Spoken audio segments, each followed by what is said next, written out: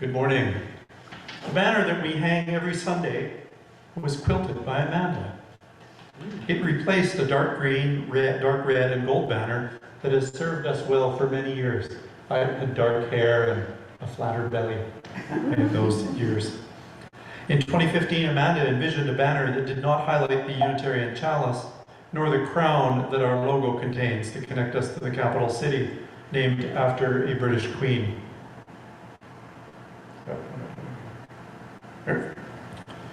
Instead, this banner shows only nature, as though we were looking south from James Bay, the blue of the Salish Sea, the distant snow-capped mountains of the Olympic Peninsula, and 8 orcas, one orca for each of the 8 people who founded Capital Unitarian Universalist Congregation in 1996. We also have a travel banner, lightweight, inexpensive, easy to repair, and high contrast for photos at conferences. The travel banner features the sun and the waves of the BC flag, a huge chalice, and the outline of either the Taj Mahal or the BC legislature. None of these banners shows the elements of our congregation that folks have always treasured. The community feel, the music, the interesting homilies, the forum, potluck dinners, and the mix of backgrounds. So what do I mean when I say mix of backgrounds? I found Unitarianism in a tiny lay-led congregation in Belleville, Ontario, and became firmly entrenched during the years that I lived in Kingston, Ontario. Amanda also moved here from Kingston and found Unitarianism at Capital. Karen Christie, who's not with us right now, was a member of the Big UU Church in Ottawa before she retired to live in James Bay. Winnie is a lifelong Victoria resident who found Unitarianism at Capital in about 2006. She has drawn many people to Capital. Can I have a show of hands? How many people have been drawn?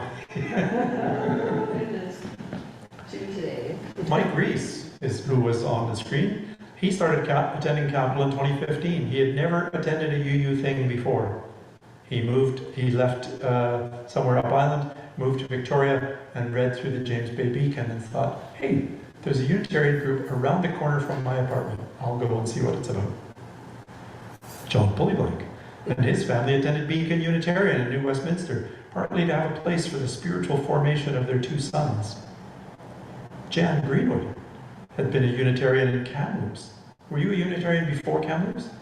Down on Superior Street. Oh, on Superior Street. 1972. Wow. And Lee, in 2003, was brought to Capital to a potluck by her sister. Said, come on, here's a whole bunch of people you'll like. And she's still with us. This is part of the mix of backgrounds that I think of. Different religious, spiritual, familial, academic, and job pathways have brought each of us here.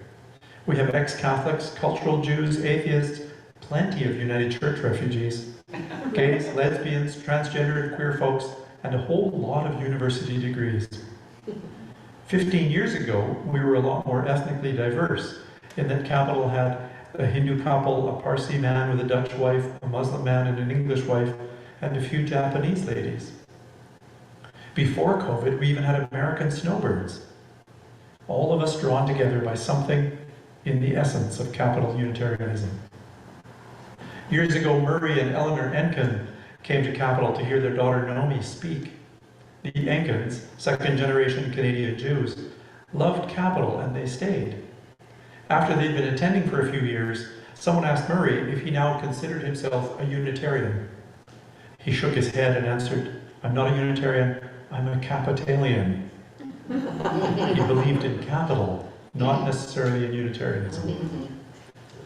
This little congregation has been fairly committed to being lay-led, and for me this has always been one of the essences of Capital Unitarianism. We've had visiting and contract ministers. For better or worse, we've never been in the financial shape to offer full-time minister money. We can be proud, I suppose, to have contributed to making 4 ministers. The Reverend Ian Riddell was our music director years ago. The Reverend David Doubledam was in our choir. The Reverend Rosemary Morrison was first a lay chaplain. First time she got up here to speak, I asked her, I said, "You're a social worker, talk about social work things." And she got to speak at the lectern for the first time, and she said, "Oh, I really like this." And now she's a minister. And the Reverend Aaron Little Morton, who was here for briefly, then First Unitarian briefly, and then Comox briefly, and now has moved out to the East Coast. We've also given formative ministry experiences and pulpit time to others, including Amanda, and Jen Devine, and Riley Yeo, and others. For you, is our lay-led nature part of the essence of capital Unitarianism? We also have a limited connection to our national body, the Canadian Unitarian Council. Although Jan and Mike and I have all served on the national board, we as a congregation have not, we're sort of cousins of the CUC. We've always been small in numbers. By some hard work by our founders, the congregation had 50 members signed up during the opening month in 1996. Before the pandemic, we had about 35 members, and yet 50 people were often at our services at the James Bay New Horizons.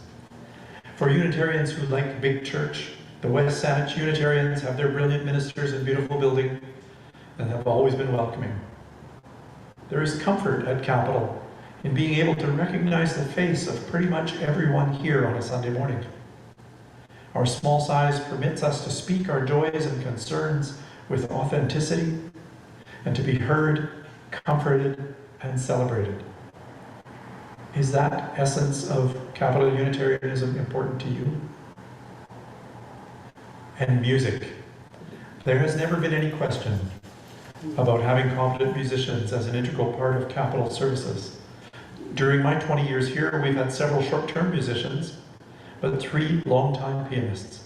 Kim Cousineau for 10 years, Janet Young for 8 years, and now Attila. Specifically, Janet was game going into the pandemic. She and Dick and Kathy put services together in a system we'd never heard of, most of us had never heard of, called Zoom. And then Attila jumped in and flowed right into Zoom with us. Since Dick Jackson became our music director in 2009, he's also brought plenty of guest musicians.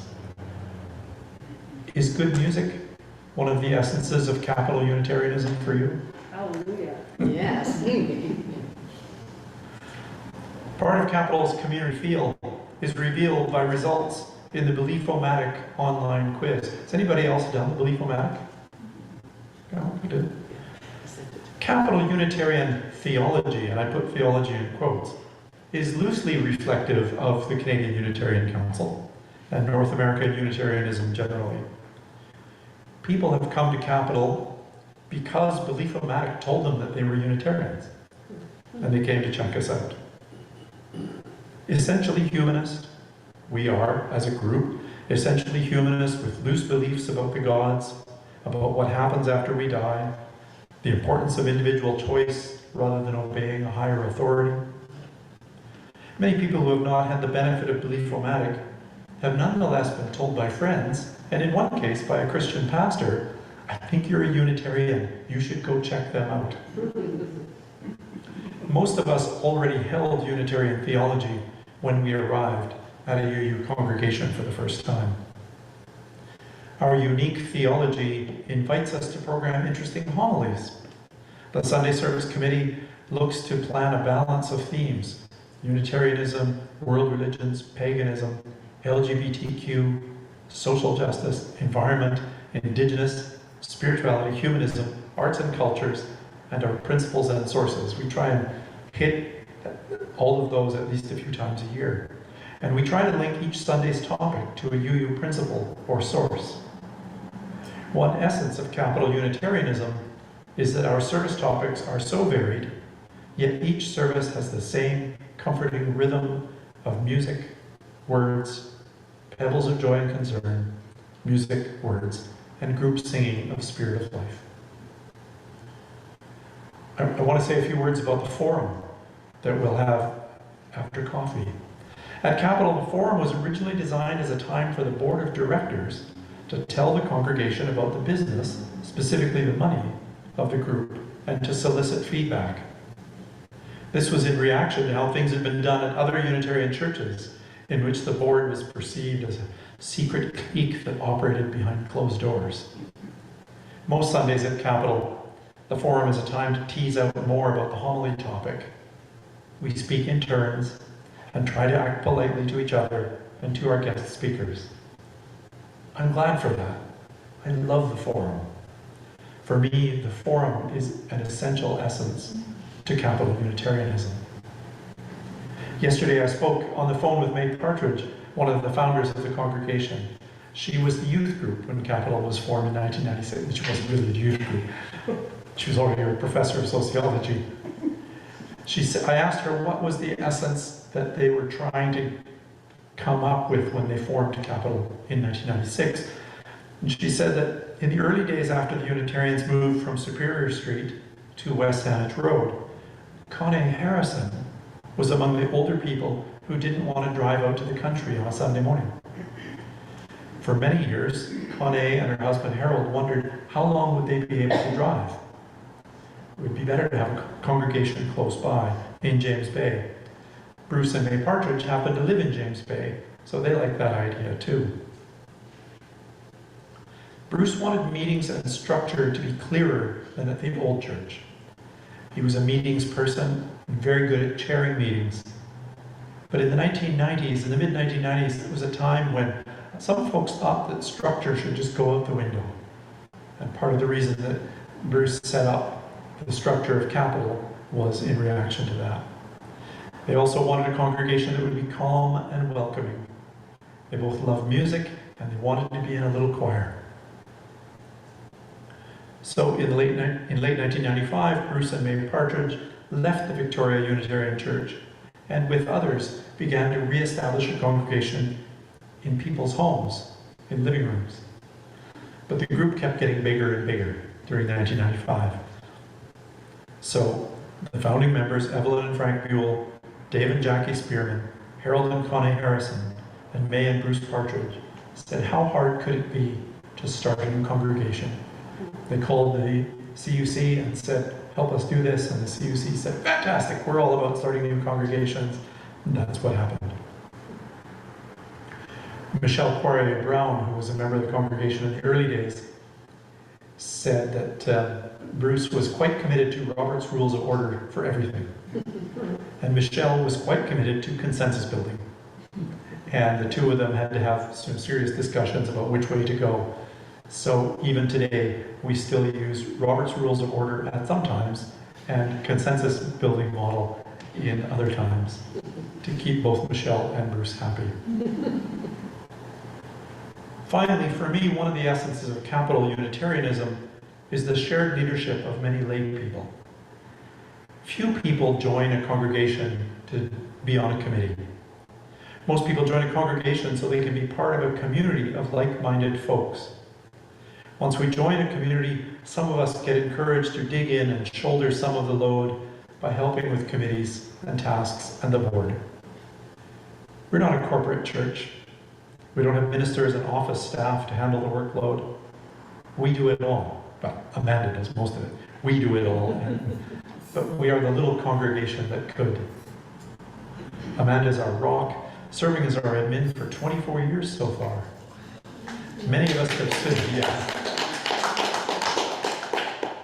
Many of us have served for years and years in different roles, and many people have resigned. Church work should fill something in your soul, or your social life, or your sense of duty. I'm a firm believer that when a person, staff or volunteer, runs out of gas or enthusiasm, they should be allowed to give notice and step aside.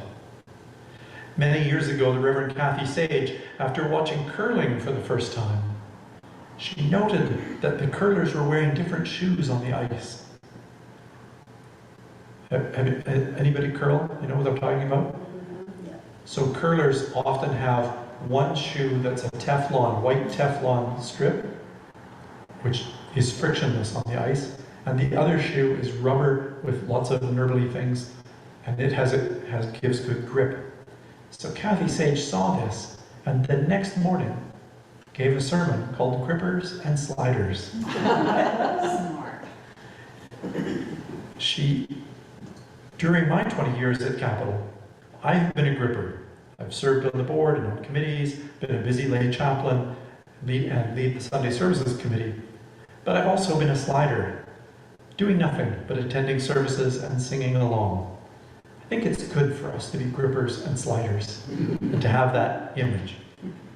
Mike Reese has been a CUC board member and chair of the board of our congregation. Very grippy. And now he continues to lead the Thursday discussion group that Elizabeth Atchison started many years ago. Mike is a gripper and a slider. Post-COVID, our congregation has plateaued at 18 to 24 people in person on a Sunday morning. Plus, there are many who are members and find themselves elsewhere on Sundays. When the grippers get weary, let's all help them become sliders.